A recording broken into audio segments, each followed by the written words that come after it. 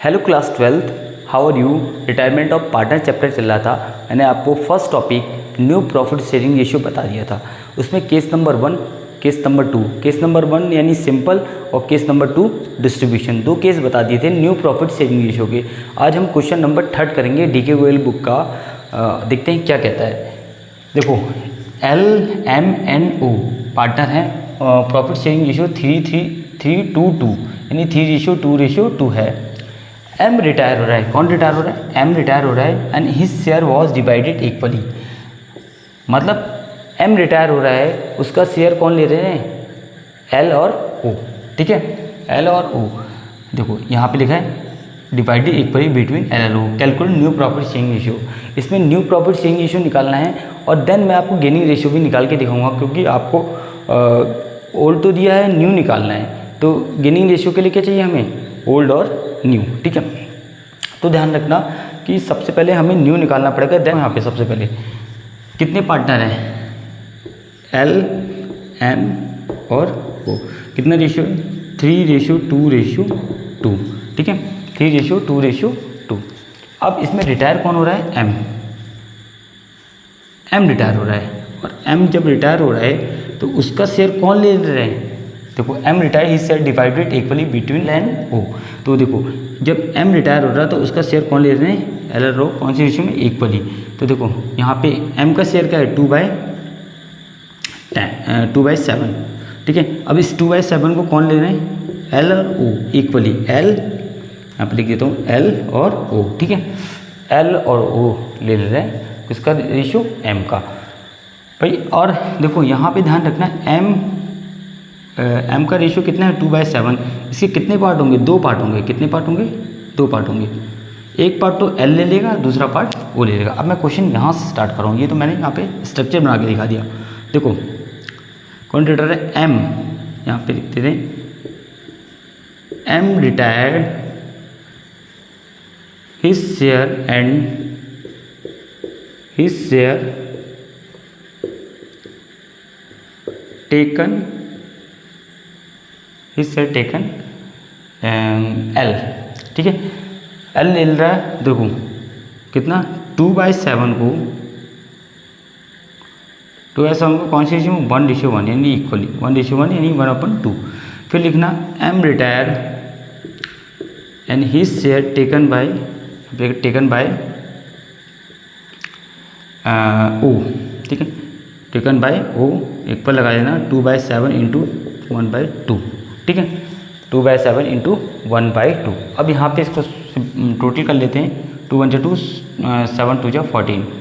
2 1 2 7 2 14। ठीक है, तो आ गया। अब ये डिवाइड कर दिया हमने। अब यहाँ पे देखो न्यू रेशियो। अब न्यू रेशियो का फॉर्मूला क्या होता है? Old plus gain. क्योंकि यहाँ पे रिटायरमेंट ऑफ पार्टनर कर रहे हैं, अगर यही एडमिशन ऑफ पार्टनर होता तो ओल्ड माइनस सेक्रीफाइस हो जाता। ठीक है, यहाँ पे न्यू रेशियो का फॉर्मूला ओल्ड प्लस गेन। तो न्यू किसका निकलेगा? L और O का, क्योंकि M तो रिटायर हो गया। अब देखो यहाँ पे L का ओल्ड रेशियो कितना है? 3/7।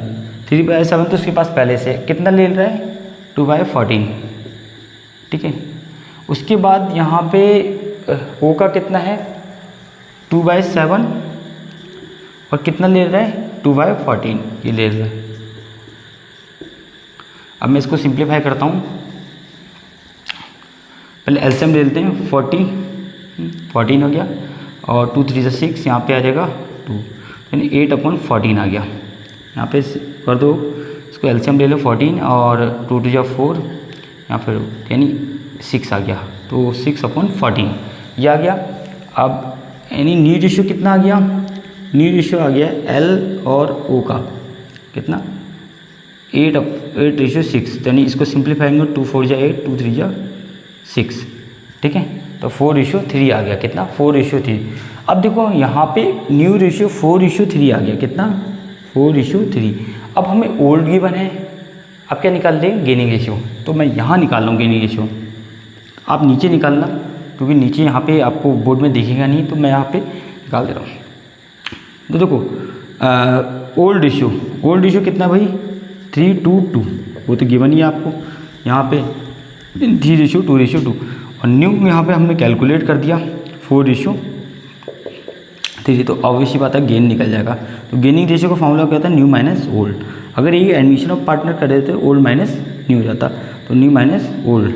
तो देखो यहाँ पे किसका निकलेगा, एल और ओ का, ठीक है, एल और ओ का। अब देखो न्यू रेशियो 4/7 और यहाँ पे 3/7, ठीक है, और यहाँ पे 3/7 और यहाँ पे 2/7, ठीक, 7 यहाँ पे 4 - 3 यानी कि 1/7, यहाँ पे भी कर देते हैं इसको सॉल्व, 3 - 2 यानी 1/7, ठीक है। तो यानी 1:1 आ गया, 1:1।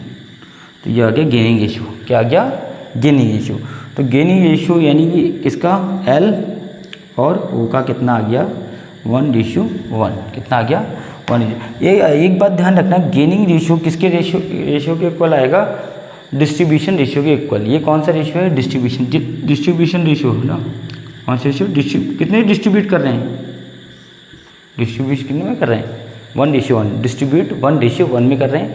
इसका यहाँ पे देख लो, गेनिंग आंसर चेक करने के लिए गेनिंग रेशियो कितना है, एल और ओ का 1:1। तो जितना गेनिंग रेशियो है उतना ही तो डिस्ट्रीब्यूशन रेशियो है, इस बात को ध्यान रखना।